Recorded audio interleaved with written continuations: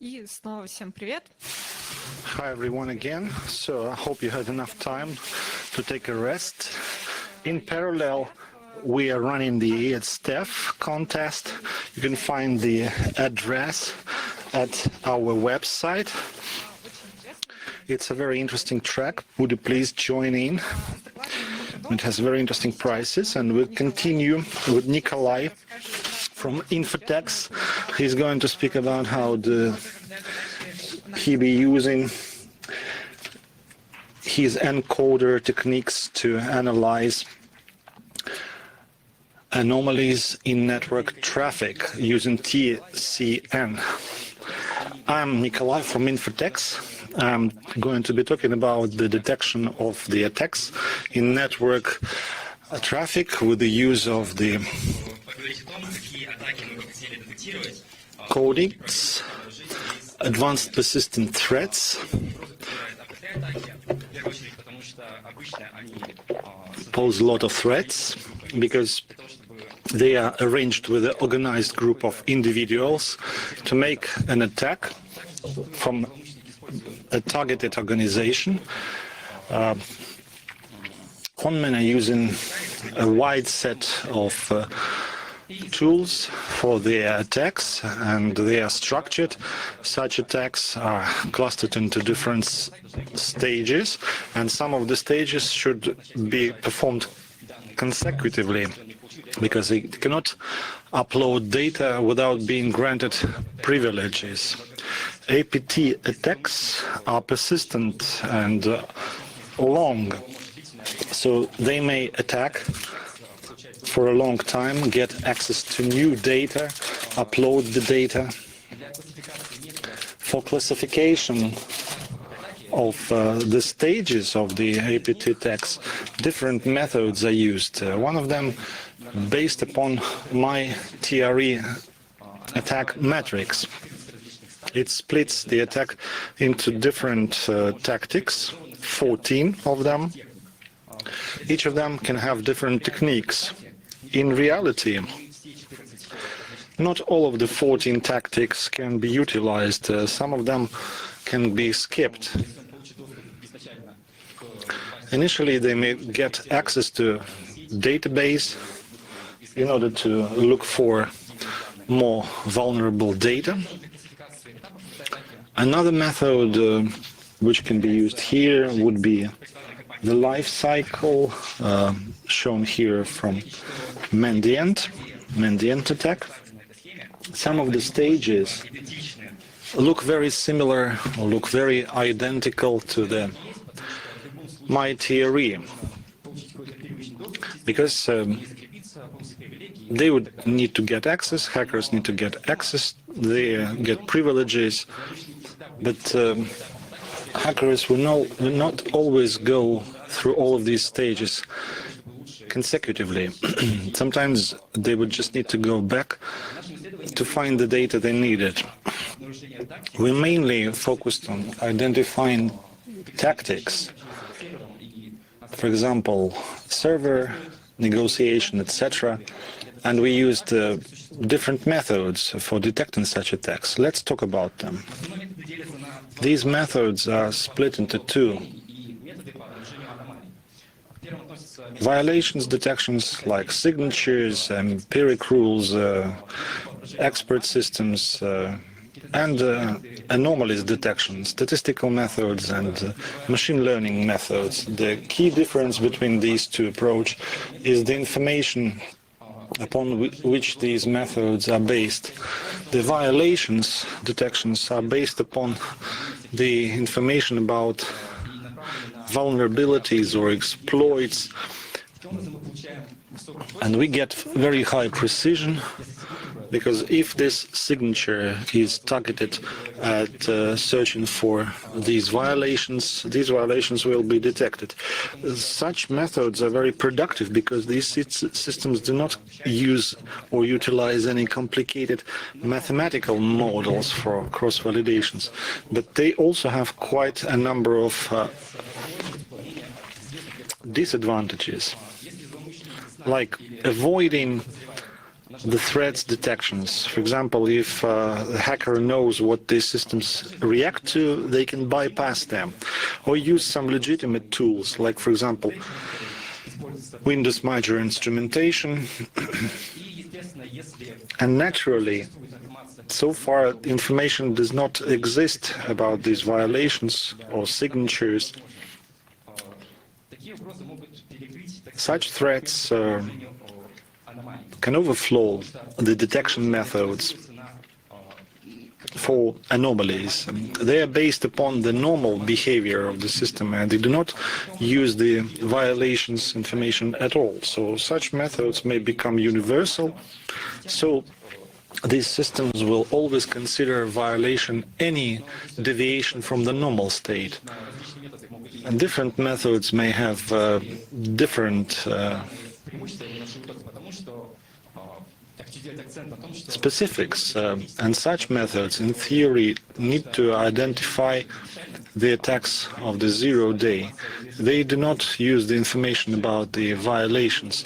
By using such methods, we can bypass the detection of violations. If we build a normal system behavior, the hacker may actually suspect the behavior of the system, but in the neural networks, even the developers cannot say with high level of precision what would be the dependencies, patterns considered as normal and which one considered as abnormal.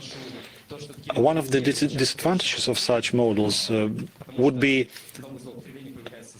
their never urgent need for frequent updates, and sometimes they can be updated on a weekly basis, and they do not use information about violations, and they do not have to be updated very frequently. Yet they have to be trained, because any normal behavior of the system changes, like new hosts are added or some time elapses. So these changes are required. They can analyze comprehensive attacks. If we're talking about network traffic, these signatures can take into account each session, each packet, regardless of one another, without using additional information about the time distribution of network traffic. But these methods have some disadvantages as well. First of all, they are very demanding for resources, so this model is normally very complicated, so complicated neural networks are required, so validation, cross-validation are required. And with the use of such methods, the precision of the qualification of the attack also suffers. We cannot identify exactly which would be the tactic. And to understand what would be the root cause of the anomaly sometimes is difficult, and it requires additional investigation. Yet, if we study the APT attack cycle, we decided to use these models of detecting the attacks. They use legitimate tools for detection, like interacting with the server, interacting with some legitimate site. Based upon network traffic, we will be detecting such attacks. Here we have used the transport level sessions and the information about them, like the host identifiers, the numbers of ports, the numbers of bytes per packet, aggregations, the numbers of bytes per second. We also used the flag information in the sessions which were sent in the course of one single session. By using anomalies detection information, we can take into account the sessions in time, and it will look approximately like this. We have the transport level session. Each section is a vector. Our model will be taking a look at a segment and make a decision whether it's a normal segment or not. Then this window will shift session by session, and the upcoming segment will be analyzed in terms of its validity. I should say that normally this window is quite wide, and the shift of the window is much smaller than the window itself, so that we can segment it in a better way. Now we can talk about the tools. What would be the tools that could help us implement this model? We used convolutional neural networks. What's neural networks? They look like this. We have a few layers, corresponding layers, and each element of the layer is built upon the elements of the preliminary layer. And we may study interaction between all of them. Convolutional neural networks are using the mechanism of the core, which is projected at the entry input data and is helping us research dependencies, space dependencies. If we run a parallel with the previous slide, the input data would be just what we saw at the previous slide. So that's what we need to bear in mind dealing with these schemes. When we work with the convolutional coordinates, what kind of advantages we use using convolutional neural networks? First of all, it's the ability to find local and global spatial dependencies. That's exactly what we need, because we would like to find the dependencies in the time row, and we also save the resources. With a single core, we don't need to build multiple connections because we use the single core effect. So we can work with the multi-measured data, and we can input it into the mathematical model. Let's talk about the architecture we used. We used the so-called TCNs, temporal convolutional networks. Each next and following layer equals the number of elements of the previous layer. It uses the temporal convolutional method. Only those elements are included that existed previously. Also, we have the dilation here in the convolution. Not the neighboring elements interact, but with some spaces. And we use an X1 convolution to regulate the number of channels of our data, to move from one layer to another. If we use these models, what are the advantages that we're getting here? Well, we can work better with the flow of data. To get the result, we don't need to have the result for the next point in time. And we can also measure time dependencies by using these networks, which we need sometimes. The advantages can also be running the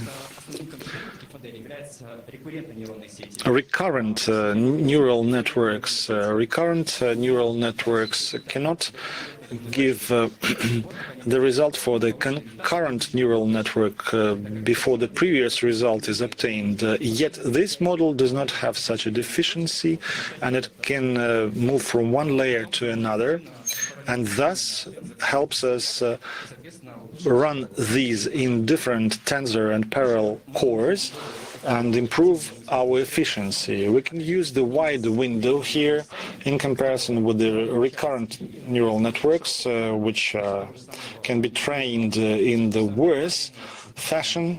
They also have some problems with the attenuation, which prevails there. And here you can see it in comparison. The time and recurrent neural networks, which I've taken from an article, it shows some errors with different time points with the entry data. With the use of the 1,000 time spots, recurrent neural networks are in the higher level than temporal neural networks. Now we would like to talk about how we are going to build a model of normal system behavior. The autoencoder architecture will help us with that. This model should give the same object in the output as the one they had in the input.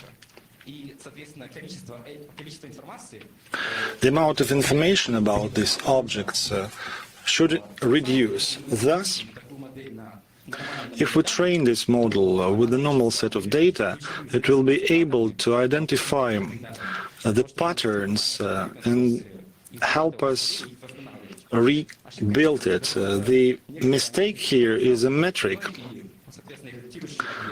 which compares the input and the resulting object. We have the segments.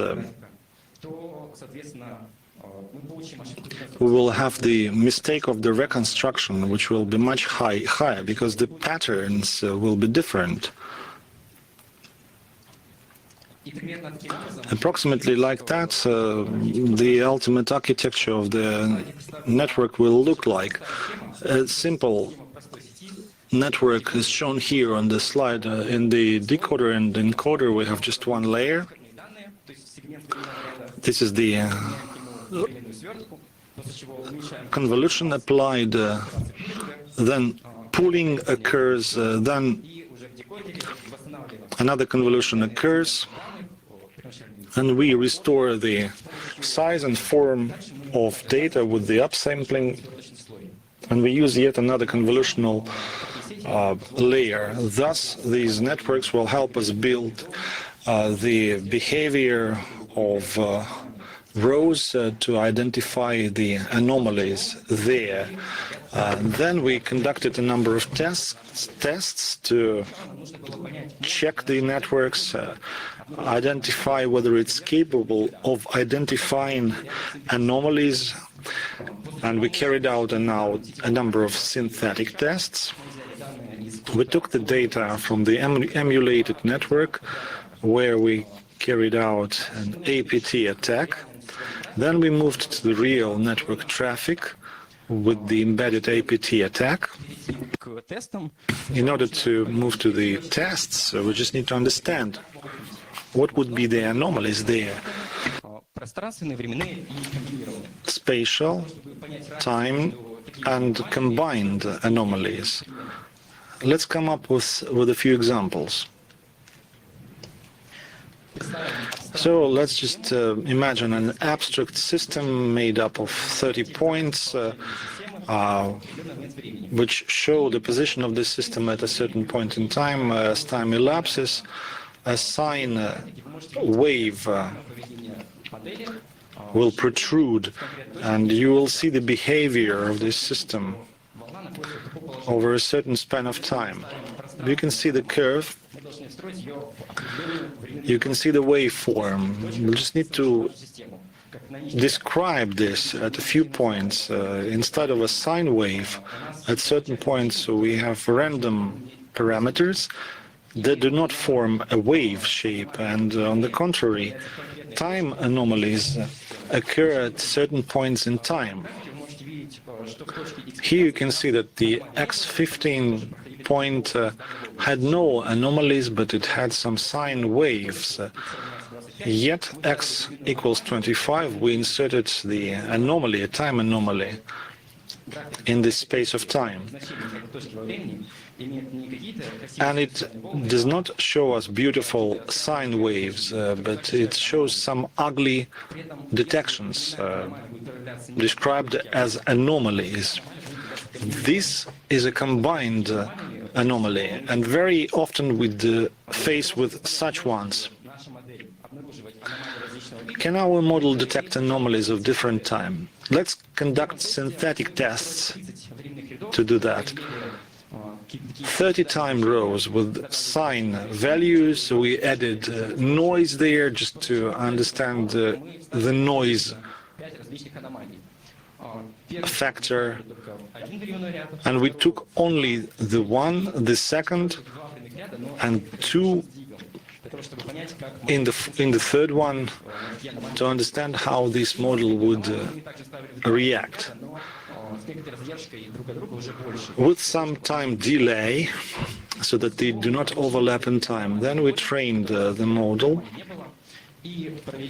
and we carried out a test, and we ended up with this mistake, the mistake of the reconstruction, where we had such an anomaly. It's also an abnormal one. A conclusion can be made that all of the anomalies had been detected. But in this case, the abnormal behavior was, instead of those signs, we had random values. But normally, anomalies can be of a more complicated kind. There could be a dependency between two. To understand whether our model is capable of detecting them, we'd build 3 different patterns. And these patterns could have had a different scale. Ultimately, we used 2 time rows, and the normality of the work of a system was identified by the dependency of patterns. The combination of patterns were normal, all the other ones considered abnormal. So we came up with a test set built upon such patterns. We added noise and 3 anomalies. In A, pattern equals 0, and pattern 2 in the next case. It's an anomaly. Here we can see the errors. Everywhere we detected anomaly, the reconstruction error was abnormal, and we can see at which points in time anomalies would occur. Thus, we proved the efficiency of our model with the synthetic data. Then we moved to the network traffic. One such example was Pico domain dataset. It's a set of network magazines from which we only took the transport level sessions, and here we have the representation of data for 3 days, and the APT attack was carried on for those 3 days. Emulated, you can see also the horizontal moves of a hacker. We can see all of the stages of the mal-classified attack. For example, the hacker gets access to one of the hosts using the WinRAR vulnerability. Then they used PowerShell, they established foothold, they escalated privileges with the use of the hot potato exploit. Then they started moving in a lateral direction using WMI, etc. This cycle would always mean the interaction with the command server. They collected all of the data of the users, and they exfiltered the user data successfully. How was this APT attack marked? The attacker had some flows, 2 minutes differences. At the same time, all of the sessions which were about interacting with the command server were not marked either. So the creators of that came up with a chart of the activity, bar chart, which portrays the activity of the users on day 2 and day 3. Abnormal activities with the iNet and iScreen websites are detected. Those were the sites used, and we understand at which points the interaction with the server occurred. And the first intrusion, all of the data for day 1, with the exception of the time in the evening where there were no attacks, etc. We learned on this data for day 1, and we built the reconstruction error chart. The first thing we detect here is that the reconstruction error in the normal behavior for the first day is higher than for day 2 and day 3. It occurred because if you pay close attention to the upper chart, you see that the activity of the users on day 1 was much higher, was varied, but on day 2 and 3 the user activities was less varied and was much lower. So it's not representative. Seems like the normal behavior on day 1 and abnormal on day 2 and day 3, and that's the reason for error. So in order to measure the boundaries of anomaly, we just measure day 2 and day 3 separately. Now we can make a preliminary conclusion that interaction with the server was successfully detected by the model of the neural network of ours. Let's just take a deep look at the reconstruction error. The initial access was detected successfully, with some deviation, however, with these 2 false positives. Let's just take a look at the reconstruction errors on day 2 and day 3. We also used validation here, which was based upon normal traffic on day 2 and day 3. The picture is more or less exact. All of the detections are valid. All of the intrusions were detected. Let's focus our attention on the following fact. If we take a look at the first bar chart, we'll see just by the activity of the users, we can identify where the interaction with the server occurred. And the real network, such bar chart cannot be created because the server interaction will not be that prominent. So in order to complicate the task in this data model, we did not use the IP addresses at all. Yet the interaction with the command server was still detected. It's an interesting result we ended up with. Then we moved to the real traffic, and we used a normal set of data, the infotext network, and in the emulated network an APT attack was carried out, and you can see the schematics of it here, which was much more easy than the previous one. Less stages, less network traffic inside it. It was carried out in the emulated network, and the sessions were embedded into the infotext traffic, taking into account the topology of the network and a very realistic attack was integrated. Then we trained our model with the normal data set, and here we can see that the sessions belonging to the attack were few, and they were focused with just one area, which took just a few minutes in time, and this attack was successfully detected by our model. And this is another chart in closer proximity showing the success. Then we revealed a few disadvantages of the model. First of all, it's very hard to detect sparse attacks. If there are more sparse attacks,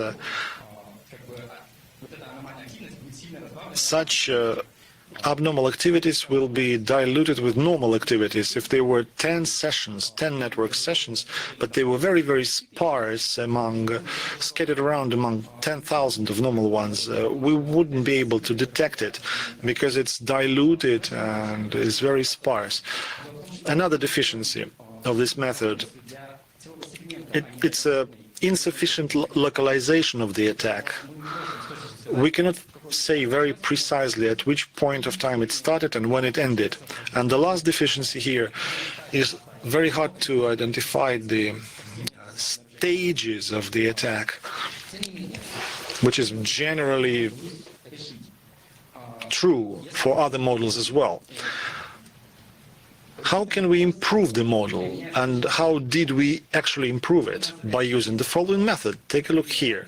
We have a time frame from networking sessions, and we select this window. So we select a segment, we make a reconstruction error for it, and then we take a step so that it would be equal to the width of the window, and make a reconstruction error for each particular point. And if we dilute this attack with lots and lots of normal traffic, but we use this following scheme, we will have the following error. We will have a much more thick layer because we diluted abnormal sessions with quite a lot of normal network traffic. And here is the result. We can see that we are getting very low precision. We have quite a lot of false positives here. Yet, where we can see the APT attack, we see rough edges, and these rough edges indicate the network attack. Thus, we segment it, and we can identify when the attack started and when the attack ended. Making a summary, I should say that we were able to build a convolutional neural network successfully, which could very successfully identify APT attacks in the synthetic and real data sets of the network traffic. I'm done with the main part of my presentation, and I'm ready to take your questions. Please use your questions please use microphones for your questions. Those who would ask interesting questions will get T-shirts. Hello, I'm Nikita Kurganov from Yandex. I have a few questions to you. What's the precision and completeness? I didn't see that. Question number 2. We saw WMI, we saw auto-run, persistence, so it was Windows environment. But what if it's not Windows environment? What if it's a Linux? What if it's the kernel vulnerabilities? What if it's a Mac OS or Linux environment? Did you test your model on such platforms, apart from Windows environment? And question number 3, do you have a data set with APT attacks which is targeted for Linux and Mac OS? Thank you. You mentioned recall and precision. We are looking for the reconstruction error not for a particular space in time, but for the entire segment. And this model trains to localize and identify this particular error. So we cannot just simply take recall and precision. Other methods need to be invented.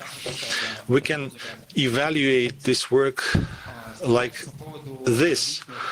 As for different systems, we tested it with different sets of data. SAC, ADS, 2017-2018, emulated Linux as well. I don't remember exactly which particular methods we used there, but I remember precisely that Linux machines and Windows machines were used there as well. But we are not targeted at making particular tactics. We're trying to detect abnormal behavior of network. I think I answered all of your questions. Next question. I'm Grigory. You say that you tested it on your own network and you emulated this attack. Reverse shell, password to the server, data filtration. But then you just tested a small, you had a very small detection. Did you detect part of the attack in a very short space of time, or it was the complete attack? We just studied network traffic, so all those sessions which belonged there were few of them, so all of them belonged to that particular attack. So initially they were integrated in a very small space of time. So I think it answers your question. Yes, thank you. I'm Andrei from Sberbank. Two questions to you. So I think it would not be a good idea just to give this raw data before feeding it. How did you pre-process the data before feeding? And how can you measure these two models? You use different type of approach. It became better, it became worse with the proxy method. Did you use it? As far as the first question goes, IP addresses were just split into bytes and they were normalized. If the work of the network does not have a lot of devices, you can use the identifiers of the machines, but you just split the simple IP address into four features and you normalize them. As for the comparison, yes, of course there is a problem in comparing the models. We can compare these models using charts and graphs, but we are promising and working more on this last bar chart where we measure the reconstruction error, and then we'll be able to understand which particular metric should be used here to identify the quality of the model. But such a problem does indeed exist. As a recommendation, it was from our colleagues in the neural networks, you just add the embedding layer, so you get all of these essences through embedding and so forth. Thank you for your presentation. I'm Pavel Filonov. A few comments first and then a question. People asked about Momenta anomaly benchwork. It comes up with the proxy metrics, which takes into account the delay between the detection. But can you just roll back to slide 29? The threshold identification, that's what I didn't get. With the normal behavior, the threshold is 0.45, and then on slide 30, it's 0.25. How come that change occurred? Good question, but I partially answered it. If you take a look at this upper chart, this is a normal behavior on day 1 and day 2. It may be different. So training on day 1 and then testing on day 2 is not a normal thing, because this normal behavior may be different. So the reconstruction error may be different. So we took day 1st and day 2nd and day 3rd differently, separately. I mean, for day 2 and day 3. So in the live system, you could have understood that there was an attack just after drawing the line in the end of the day, right?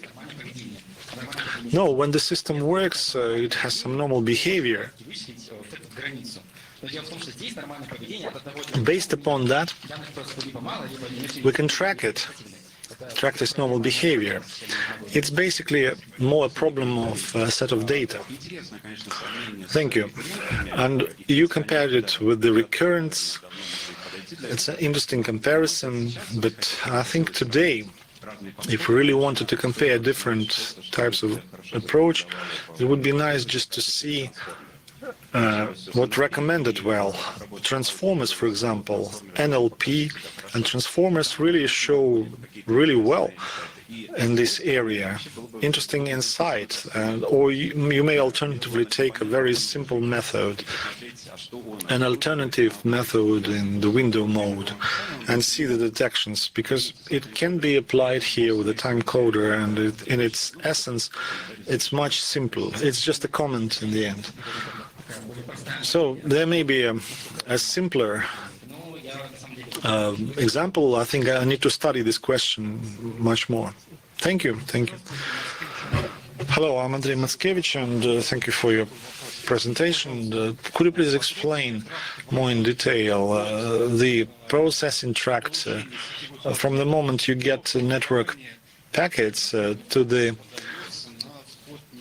input to the neural network?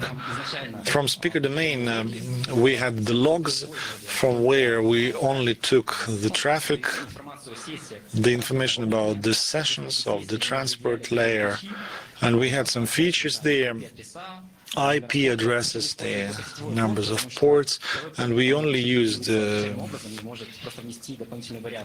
some ports because they were randomly generated. We used the number of bytes, packages, and the aggregations. We used the information about flags, which were also coded. As far as normalization goes, we used the non-conventional methods there, because we take a look at the distribution of the longevity of sessions. You can see a big threshold and a big step, and then long plateau, because some parts of the traffic have very low duration, but normal traffic has longer duration. So the question was about normalization of that. We use different combined methods for that. Starting from classification, ending with the detection of the so-called threshold, because we do not work with the normal distribution, we work with a similar distribution. So we divided it by border, we digitized the data, the packets which were much bigger, so the comprehensive approach was used there. So it was a good question about normalization. An elementary unit, the value of parameters from one session, right? That's what you take into that. Now, the input data is the segment. We have the data from the segment of the time frame, That's the input data. And we make the decision about the normality or abnormality of the time frame. In the network traffic, you have a huge number of subscribers, and you have one session running after another. Do you combine them, or you take just as a window without actually dividing IP destination, port destination? We do not divide it. But after the reconstruction of the vector, how do you select the threshold to say that there was an anomaly? This threshold set upon the threshold of the error of the normal traffic, and just 1.5 measured by the quartile distance. That's how you select the threshold. Thank you. Thank you. I'm Ruslan Kulagin from Bauman University. The question about transformers, wouldn't that take too long and we spend too much on infrastructure? And when I was looking at this chart, it seems like what would be the real case? Weekends, I guess it's weekends. Did you take into account weekends when no one goes to the office and then all of a sudden problems start, or maybe it's the night time? So I think the time frame should also be taken into account. And there may also be a question about the size of the batch. Why did you decide to go batching? And maybe you could have skipped a sparse attack, which you mentioned. They would be sending one request into a batch and act sparsely. Speaking in terms of the weekends and weekdays, but normally this window time, it's 5-10 minutes, but the sets of data like that are very rare, and we cannot actually check this model for such days that you mentioned. But in the production run, in the production phase rather, it makes sense to do, because abnormal behavior may be different on certain days. And what about the sparse attack? I was asking about the sparse attack. What was the size of the batch, and what about having the risk of using this mean average? In actual fact, this batch should be selected in the time frame for 5 minutes of the network traffic, for instance.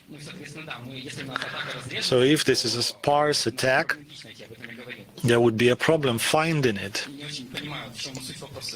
But I don't actually understand the point of your question. Of course, when we select the time frame, the window, the time window, if it's a sparse attack, we may have some problems, but if it's a dense attack, we don't have any problems at all.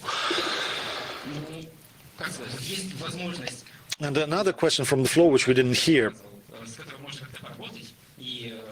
We can work on this traffic. You can detect this attack by it exceeding its threshold, or you may alternatively use some network traffic filtration, if you like. Yes, please. I'm Nadezhda Kusakin. I would like to clarify. Did you take into account the payload and the amount of payload and package, or you skipped that? I think in this particular set there was no such thing, but there were sets of data when we had quite a lot of parameters, like up to 85, and we did have such parameters. So normally the real sets of data that we can utilize, they don't have the complete information about network traffic. We operate with the files which contain this information. Okay, understand. The second question about your model developing. Currently, your model indicates that there is a problem, and it indicates the time, space when the problem is detected. You have one sensor to identify this anomaly, but in the real infrastructure, you just need to have a few detection points to detect such anomalies. A few detection points. Well, we conducted. It's more about production. This question is more about production. We studied the use of such models, but I didn't quite understand this question of yours. Your model implies that there is an anomaly, but where exactly is it in the network? Well, there's a problem with the anomaly, and it is very general to all of the anomalies, but we can make a reconstruction for each of the parameters, and based upon that, we can make a conclusion of what anomaly is all about. Sometimes it's not quite right because we have quite long dependencies, but if we operate with synthetic data, for each of the parameters, you could track down where exactly and how the reconstruction worked. I think we just need to test it.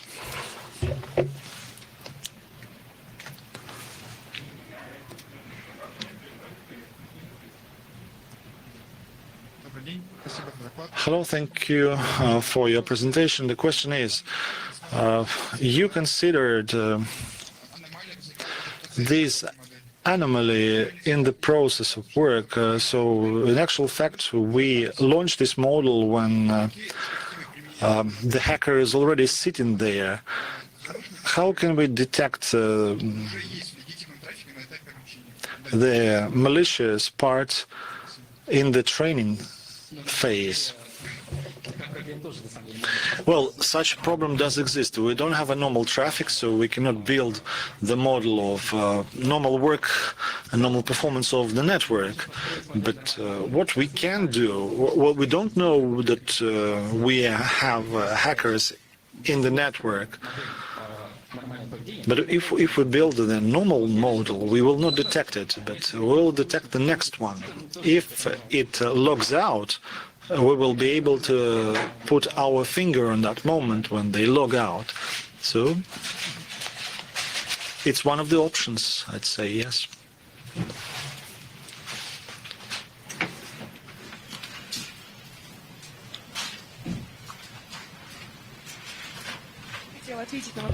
I really wanted to reply to the previous question. We are working on this detection of the threshold, and we can see some splashes.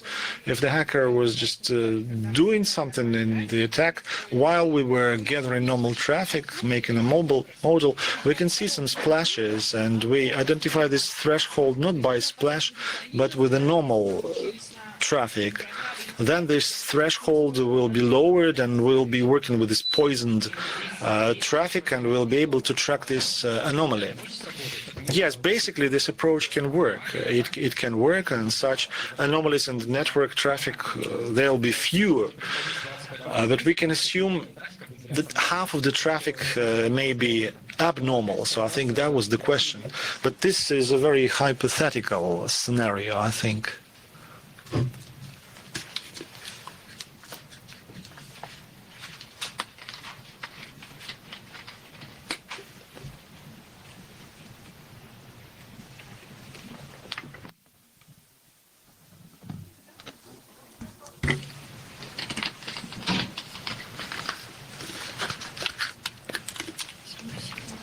Thanks everyone for your questions. Thank you for the presentation. What was the questions that you liked the most? I think actually the very first question, I don't remember who it was from. It was a very, very comprehensive one. Which one would you choose? Let's take the white one. And another complex question from that man in gray. From the third row. That's where you should have used the white one. And your question was quite interesting about the specific features in the set of data. Yes, thank you very much. Thank you.